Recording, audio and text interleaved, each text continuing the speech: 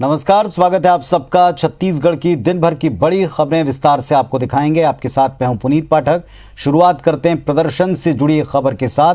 प्रदेश में धर्मांतरण को भारतीय जनता पार्टी और भारतीय जनता युवा मोर्चा चिंताजनक मानता और पदाधिकारियों ने आज शहर में 5 किलोमीटर की जन जागरण यात्रा निकाली। इस यात्रा में पूर्व मंत्री बृजमोहन अग्रवाल के साथ साथ बीजेवाईएम कार्यकर्ता शामिल हुए।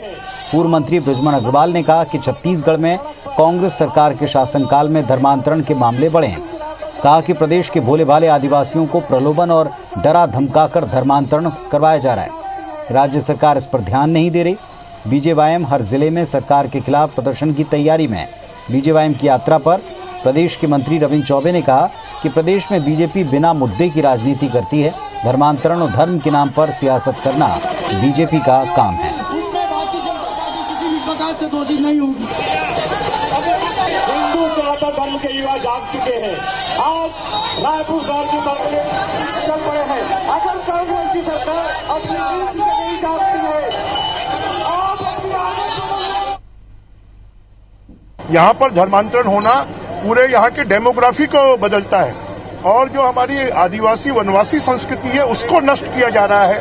ये सरकार छत्तीसगढ़िया की बात करती है। आज छत्तीसगढ़ में धर्मांतरण कर छत्तीसगढ़ की संस्कृति को नष्ट किया जा रहा है। इसके विरोध में आज युवा मोर्चा प्रदर्शन कर रहा है। धर्मांतरण और धर्म, इसके सिवाय भारतीय जनता पार्टी के पास ना तो कोई राजनीतिक मुद्दा है, ना विकास का कोई मुद्दा है। मैं समझता हूँ आने वाले समय में ये सारे जो उनके नए मुद्दे जो जिसको लेकर को चलना चाह रहे हैं उसको जनता बिल्कुल नकार करेगी। रायपुर के नए अंतर्राज्यीय बस टर्मिनल को लेकर कांग्रेस और भाजपा के बीच में सियासी बयानबाजी तेज हो गई है।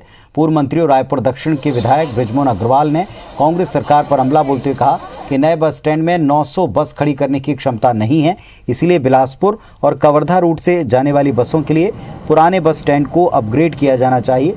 उन्होंने कांग्रेस पर आरोप लगाते हुए कहा कि कांग्रेसी जमींदार हैं, प्रदेश में सबसे ज्यादा जमीन कांग्रेस नेताओं के पास है, इसीलिए पुराने बस स्टैंड को शुरू करने के लिए रोक रहे हैं। इन आरोपों पर प्रदेश के वरिष्ठ मंत्री रविंद्र चौबे ने उत्तर दिया। कहा कि जमीन के मामले में बृजमोहन अग्रवाल रायपुर के ज्ञाता हैं। किनके पास कितनी जमीन है बृजमोहन को पता है। उन्होंने कहा बृजमोहन अग्रवाल और रमन सिंह नए बस स्टैंड का श्रेय लेना चाहते थे, लेकिन बीजेपी सरकार में नए बस स्टैंड को लेकर केवल विवाद रहा। अब हमारी सरकार राजधानी के स्तर पर रायपुर का विकास कर रही है।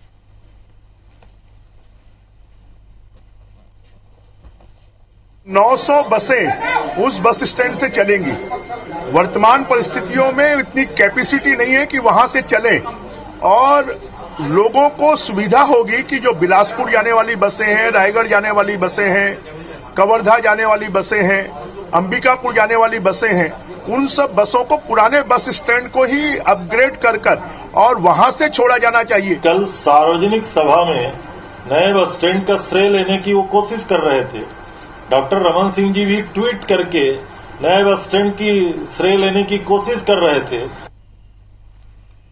छत्तीसगढ़ आयुष विश्वविद्यालय के बीएससी नर्सिंग का पेपर लीक होने के बाद बीजेपी और कांग्रेस के बीच राजनीतिक बयानबाजी तेज हो गई है। पूर्व मंत्री बृजमोहन अग्रवाल ने कहा कि राज्य सरकार को हजारों छात्रों के साथ खिलवाड़ नहीं करना चाहिए। इसके पहले भी पीएससी में काफी गड़बड़ियां देखी गई हैं। उन्होंने कहा कि राज्य सरकार को यह सुनिश्चित करना चाहिए कि सभी कॉम्पिटिटिव एग्जाम निष्पक्ष तरीके से हों। वहीं इन आरोपों पर संसदीय कार्य मंत्री रविंद्र चौबे ने कहा पेपर लीक होने के बाद परीक्षा स्थगित कर दी गई। राज्य सरकार इस मामले पर गंभीर है। उन्होंने कहा भाजपा नेताओं को आरोप लगाने से पहले अपने गिरेबान में झांक कर देखना चाहिए। बीएससी नर्सिंग के पेपर घर घर में पहुंचे हैं, लोगों ने खरीदा है और इस सरकार में हर चीजों में अपने लोगों को फायदा पहुंचाना, कांग्रेस के कार्यकर्ताओं को फायदा पहुंचाना, उसको जनता के फायदे के लिए सरकार कोई काम नहीं करती है। पेपर लीक हुआ और पेपर निरस्त किया गया, ये सरकार का निर्णय है। पेपर लीक करना, पेपर बेचना और खुलेआम दूसरे के नाम से दूसरे को परीक्षा में बिठा देने का काम भारतीय जनता पार्टी के कार्यकाल में खूब हुआ है। वो अपने कार्यकाल को शायद याद कर रहे हैं।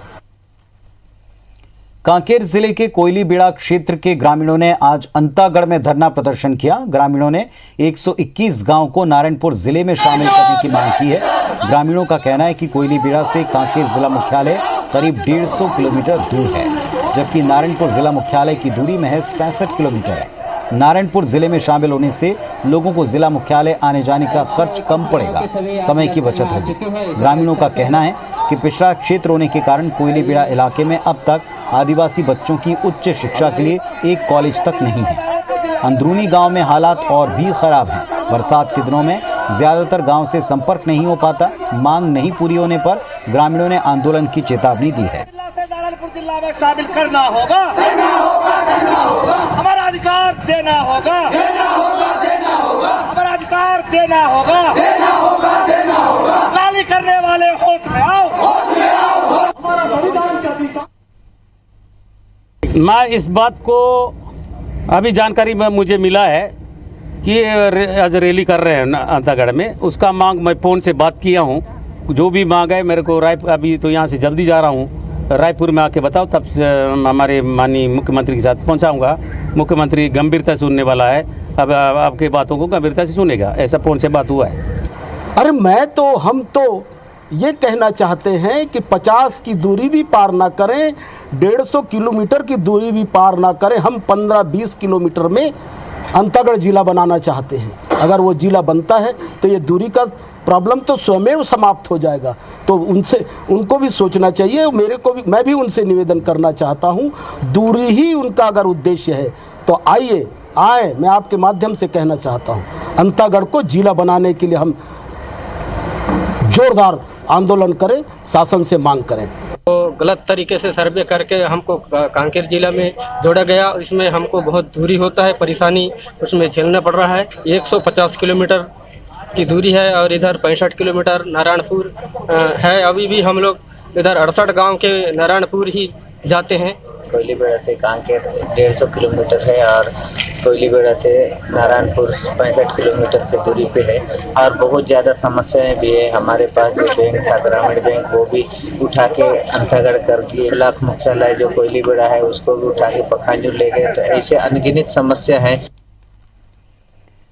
खाद की किल्लत से पूरे छत्तीसगढ़ में इस वक्त काफ़ी परेशानी है। सरगुजा जिले में खाद की कमी से परेशान अन्नदाता लंबी कतारों में लगे हैं। इसकी बड़ी वजह प्रशासन की लापरवाही है। केसीसी धारक न होने के कारण किसान इस योजना का लाभ नहीं उठा पा रहे। जिले में 1,43,000 किसान हैं, लेकिन केवल 38,000 पंजीकृत हैं, जबकि प्रशासन की तरफ से उन्हीं किसानों को शासकीय समितियों से यूरिया और अन्य योजनाओं का लाभ दिया जाता है जो केसीसी धारक हैं। वहीं जो किसान केसीसी धारक नहीं हैं, उन्हें निजी क्षेत्रों से यूरिया लेना पड़ता है और ऐसे में यूरिया के लिए लंबी कतारों में लगे किसान अपनी बारी का इंतजार करते दिखते हैं। मामले पर जिला कलेक्टर कहते हैं कि धान का उत्पादन करने वाले किसानों के साथ साथ सब्जी या मछली उत्पादन करने वाले किसानों का केसीसी कार्ड बनाया जा रहा है। राहत की उम्मीद है।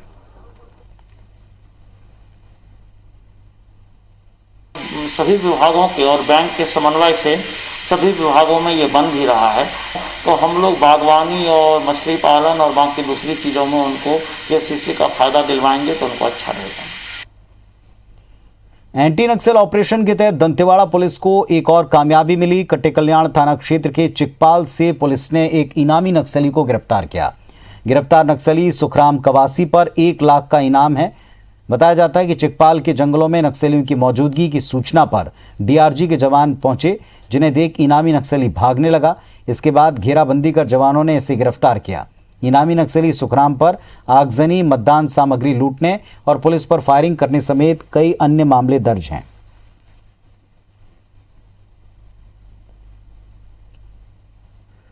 नारायणपुर से दंतेवाड़ा को जोड़ने के लिए बनाई गई पल्ली बारसूर सड़क नक्सलियों के लिए सबसे बड़ी चुनौती साबित होती है। नक्सली किसी भी हाल में इस सड़क को दोबारा शुरू होने से रोकना चाहते हैं और इसीलिए एक के बाद एक सड़क पर ब्लास्ट करते हैं।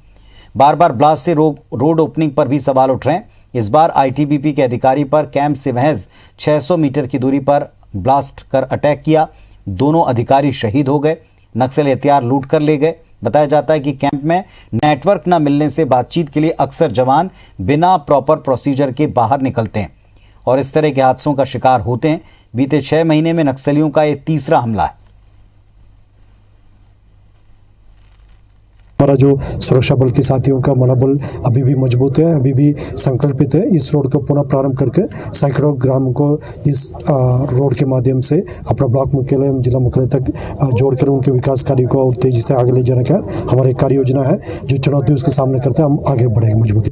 अंबिकापुर शहर में गोल बाजार बनाने की योजना 8 साल बाद भी अधर में लटकी है। आलम यह कि जो बस स्टैंड 24 घंटे गुलजार हुआ करता था, अब वो असामाजिक तत्वों का अड्डा बनकर रह गया।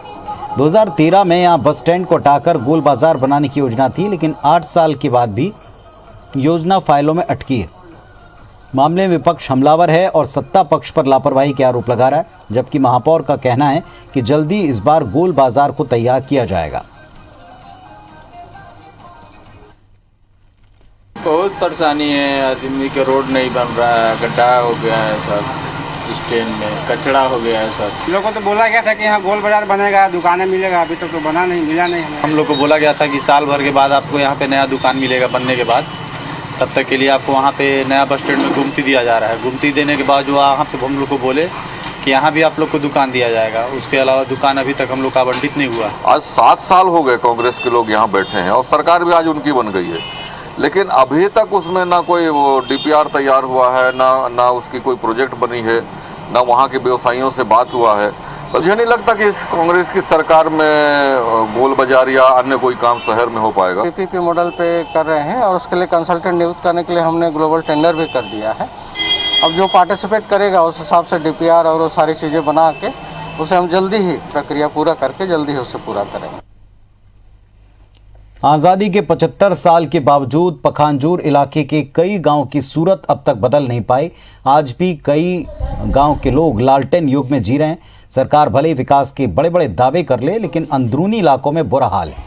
ग्राम पंचायत कंदाड़ी के आश्रित गांव हिदुर और कलपर में 500 ग्रामीण रहते हैं। गांव में मूलभूत सुविधाओं का अभाव है। बीमार पड़ने पर मरीज को चारपाई पर लिटाकर पगडंडियों के रास्ते 10 किलोमीटर पैदल चलकर जिला मुख्यालय पहुंचना पड़ता है। गांव में बिजली पहुंचाने के लिए बच्चों की सीएम भूपेश बघेल से मार्मिक अपील। विकास के उन तमाम दावों को एक तमाचा है जो अंदरूनी इलाके में विकास के बड़े बड़े दावे करने से थमते नहीं। कृषि क्षेत्र में भी यदि बिजली लगती तो हम टुलू पंप से या बोर के माध्यम से अपना कृषि कार्य कर सकते। अंधकार में रहकर यहाँ पर हम दिया आगे के सहारे से यहाँ पढ़ाई लिखाई कर रहे हैं। कई साल से हमारे यहाँ बिजली नहीं है, आज तक के नाप कर अनेक सर्वे कर लेके गए हैं, लेकिन बिजली नहीं हुआ है। इसमें हमारे बच्चों को भी पढ़ने में, रात को पढ़ने में भी बहुत दिक्कत हो जाती है। भूपेश बघेल जी, हमारा काम है लाइट बिजली भेज दो, बिजली नहीं आया है। सीढ़ी मार के आगे जा के पढ़ते। बलरामपुर जिले के दोलंगी गांव में पंडो जनजाति की बदहाल आर्थिक स्थिति को IBC 24 ने प्रमुखता से दिखाया था, जिसका बड़ा असर हुआ है। कलेक्टर ने मामले में संज्ञान लेते हुए 5 सदस्यीय टीम ग्राम पंचायत दोलंगी भेजी। ये टीम सभी बिंदुओं की जांच करेगी, पता लगाएगी कि कितने परिवारों ने अपना राशन कार्ड गिरवी रखा। आर्थिक तंगी से जूझती एक महिला ने अपना राशन कार्ड 12,000 रुपये में गिरवी रख दिया था, जिसके बाद महिला को राशन नहीं मिल पाया। IBC 24 ने इस खबर को प्रमुखता से दिखाया। इसके बाद प्रशासन हरकत में आया।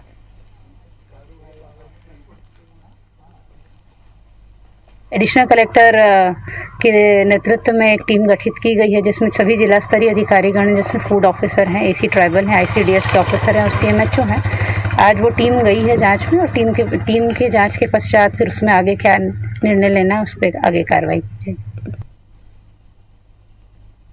नदियां हमारी विरासत हैं, लेकिन बढ़ते प्रदूषण की वजह से हम इसको खोते जा रहे हैं। राजनांदगांव जिले में इस विरासत को सहेजने का जिम्मा शहर की राष्ट्रीय मासिक पत्रिका द ट्रायो और हिंदू युवा मंच ने उठाया। इसके तहत हर साल जिले के मोहारा स्थित शिवनाथ नदी के तट पर भव्य शिव गंगा महाआरती का आयोजन होता है। इस महाआरती की 36वीं कड़ी आज संपन्न हुई, जिसमें नदियों को आस्था से जोड़कर लोगों को पर्यावरण बचाने का संदेश दिया गया। पंडित अनिल आचार्य ने बताया कि शिव गंगा महाआरती के फलस्वरूप 3 साल में पेयजल की दिक्कत नहीं हुई है। आरती में पहुंचे श्रद्धालु ने कहा कि महाआरती में शामिल होकर उन्हें सुकून के साथ पर्यावरण के प्रति जागरूकता का संदेश मिलता है।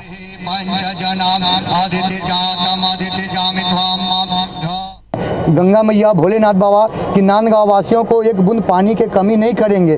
तो इससे देखते हुए हम लोग श्रद्धा आगे बढ़। जल ही जीवन है और नदियों को स्वच्छ और स्वस्थ बनाने रखने के लिए ये नितांत आवश्यक है। ये इस तरह का कार्यक्रम हमेशा चलता रहना चाहिए। छत्तीसगढ़ में एक बार फिर बारिश का दौर शुरू हो चुका है। प्रदेश के अलग अलग जिलों में लगातार बारिश हो रही है। मौसम विभाग ने 21 अगस्त से लेकर 25 अगस्त तक के लिए एक पूर्वानुमान जारी किया है। 21 अगस्त और 25 अगस्त को भारी बारिश के आसार हैं। प्रदेश के कई हिस्सों में बारिश की वजह से अब उन जिलों की संख्या लगातार कम हो रही है जहां सामान्य से कम बारिश हुई।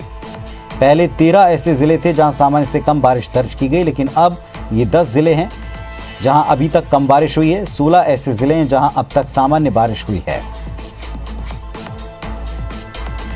मानसून अभी सक्रिय होने के स्थिति में नहीं है, अभी थोड़ा सा टाइम लगेगा और छत्तीसगढ़ में अनेक स्थानों पर हल्की से मध्यम बारिश होने की संभावना है। रायपुर के शासकीय बालिका गृह की बच्चियों ने इस रक्षाबंधन पर्व पर खूबसूरत राखियां तैयार की। ये राखियां घरेलू सामग्री से बनाई गई हैं, जिनकी कीमत महज 20 से 30 रुपए रखी गई है। राखियों के निर्माण में मौली, रोली और मोतियों का इस्तेमाल किया है। इन राखियों की बिक्री से जो भी पैसे मिलेंगे वो बालिकाओं के खाते में जमा कर दिए जाएंगे। इससे उनकी पढ़ाई में मदद मिलेगी। IBC 24 ने जो राखियां बच्चों ने बनाई हैं उसका जायजा लिया है। इन राखियों से न केवल बहनें सुरक्षित होंगी बल्कि शिक्षित भी होंगी। ये राखियां तैयार की हैं शासकीय बाल गृह की छोटी छोटी बच्चियों ने और इन राखियों से मिलने वाले पैसे से इन बच्चों के अकाउंट में पैसे डाले जाएंगे और आने वाले फ्यूचर में जब वो पढ़ाई करेंगे बड़ी कक्षाओं की तो उसमें काम आएंगे। किस तरीके से बच्चों ने राखी तैयार की है और क्या कुछ पूरी तैयारी है, इस पर बात करेंगे। क्या कुछ पूरी तैयारी है आप लोगों की? राखियाँ बच्चों ने कैसे तैयार की हैं? अभी मैडम बच्चियाँ ऑनलाइन क्लासेस चल रही हैं और इनको बिज़ी रखने के लिए, एंगेज करने के लिए और कुछ इनकी क्रिएटिविटी सिखाने के लिए ये अतिरिक्त समय में जो इनका रहता है उसमें ये लोग खुद अपने इंटरेस्ट से करते हैं। जिन बच्चों का इसमें इंटरेस्ट है क्रिएटिविटी में वो लोग अपना इंटरेस्ट दिखाते हैं। हम लोग थोड़ा प्रमोट करते हैं, उनको मटेरियल वगैरह ला के देते हैं तो अपने खाली समय पे इसका उपयोग करते हैं। बिल्कुल। तो बच्चियों के इस राखी की डिमांड भी काफ़ी है, काफ़ी ग्राहक भी यहाँ पहुँच रहे हैं, शासकीय बालिका गृह में आ रहे हैं और यहाँ पर राखियाँ खरीद रहे हैं।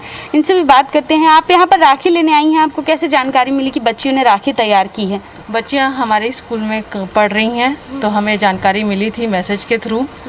यहाँ के जो मैम हैं रत्ना दुबे मैम, उनके द्वारा भी पता चला। कैसी राखियाँ बनाई हैं बच्चियों? बहुत ही अच्छी बनाई हैं, बच्चियों के द्वारा बहुत ही अच्छा प्रदर्शन किया जा रहा है और बहुत ही अच्छा वर्क किया जा रहा है।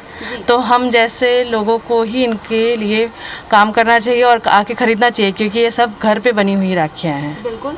तो घर पर बनी हुई राखियाँ और ये राखियाँ इन बच्चों के भविष्य के लिए कितनी ज़रूरी हैं अभी आप समझिए, क्योंकि ये राखियाँ न केवल इन्हें सुरक्षित करेंगी या आप अपने भाई की कलाई पर बांधेंगे बल्कि ये उनके भविष्य को भी सुरक्षित करेंगी। कैमरामैन अभिषेक के साथ प्रिया पांडे, IBC 24 रायपुर। तो इस बुलेटिन में फिलहाल इतना ही। खबरों अपडेट्स के लिए आप देखते रहें IBC 24। नमस्कार।